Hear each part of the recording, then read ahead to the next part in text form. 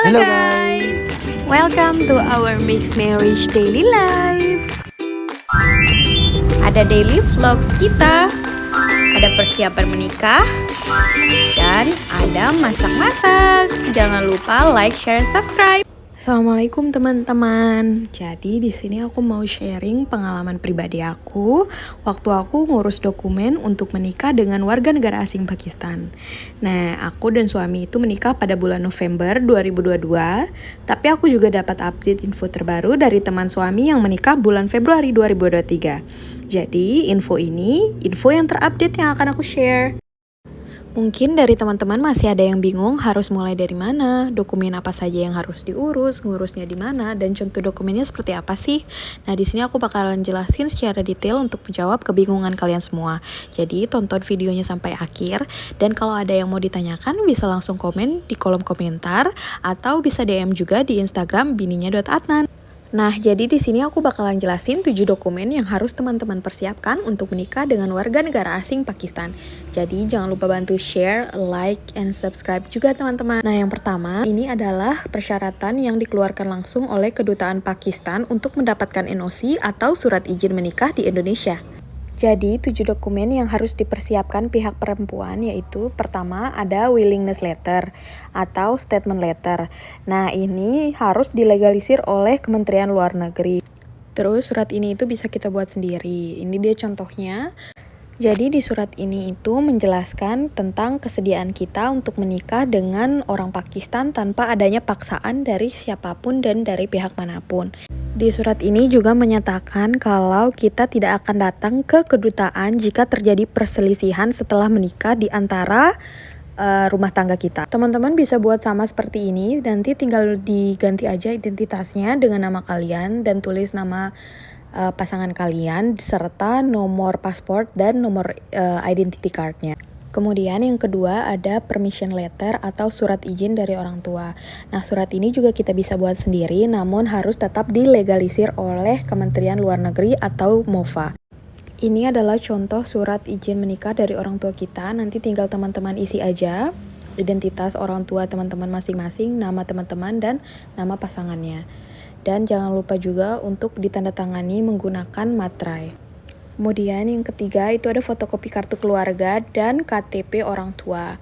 Yang keempat itu ada SKCK yang masih berlaku. Terus legalisir juga di Kementerian Luar Negeri. Kemudian yang kelima itu KTP kita sebagai calon pengantin perempuan, itu di fotokopi juga. Nah, untuk yang selanjutnya ini kita agak effort karena kita harus datang ke RT, RW, kelurahan, dan ke KUA untuk meminta surat-surat tersebut. Nah, yang pertama itu ada surat keterangan untuk menikah dari RT dan RW yang akan kita bawa ke kelurahan nantinya. Ini formatnya biasanya ada dari RT dan RW-nya sendiri. Kemudian di sini ada surat N1. Nah, N1 ini di bagian bawahnya itu harus ditandatangani oleh kepala desa atau lurah. Jadi kita harus membawa surat ini dan surat keterangan untuk menikah dari RT dan RW tersebut ke kelurahan. Nah, di mana sih kita bisa dapat surat N1 ini? N1, N2, N3, N4, dan N5 itu semua dikeluarkan oleh KUA. Jadi teman-teman harus ke KUA dulu untuk mendapatkan surat-surat tersebut. Ketika teman-teman di KUA, nanti teman-teman bisa menanyakan langsung persyaratan apa saja yang harus dipersiapkan untuk syarat menikah di KUA, karena syarat untuk mendapatkan NOC di kedutaan berbeda dengan syarat yang akan kita kumpulkan sebagai syarat izin menikah di KUA. Kalau kita lihat lagi dari persyaratannya dari kedutaan di poin nomor 6 itu menunjukkan bahwa surat dari KUA itu ada form N1 sampai dengan N5. Tapi aku kemarin cuma ngumpulin N1, N2, dan N4 karena N3 itu untuk permohonan menikah di kantor KUA-nya langsung. Sedangkan aku menikah di rumah. Dan N5 itu akan diberikan kalau kita berusia di bawah 21 tahun. Last but not least, persyaratan yang nomor 7. Dalam hal pernikahan kedua, maka akan mengumpulkan asli dan fotokopi surat cerai sebelumnya yang harus dilegalisir dengan Kementerian Luar Negeri juga.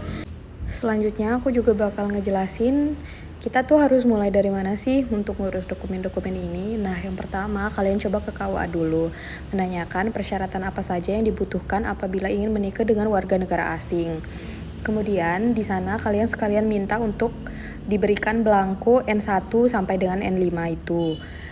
Tadi aku udah jelasin N1 sampai N5 itu apa aja. Kemudian kalian langsung ke RT untuk meminta surat keterangan izin menikah.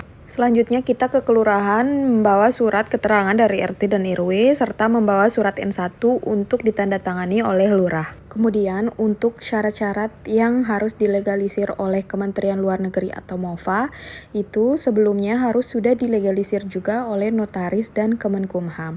Nah, untuk teman-teman yang masih bingung untuk legalisirnya bagaimana, mungkin bisa tanya lebih lanjut di DM Instagram aku bagaimana caranya untuk mendapatkan legalisir tersebut. Karena kita harus mendapatkan legalisir notaris dulu, terus Kemenkumham, dan baru kita bisa mendapatkan legalisir dari Kementerian Luar Negeri. Dan jujur itu agak ribet untuk orang-orang yang tinggal di luar Jakarta atau di luar Jawa, karena Kemenkumham dan Kemenlu itu ada di Jakarta. Nah, setelah semua persyaratan lengkap, kemudian baru kita datang ke kedutaan Pakistan. Nah, di sana nanti setelah kita submit berkas kita juga akan melakukan wawancara. Kemudian baru kita akan mendapatkan NOC dan itu juga butuh waktu yang agak lama. Jadi itu dia 7 dokumen yang harus disiapkan oleh pihak perempuan.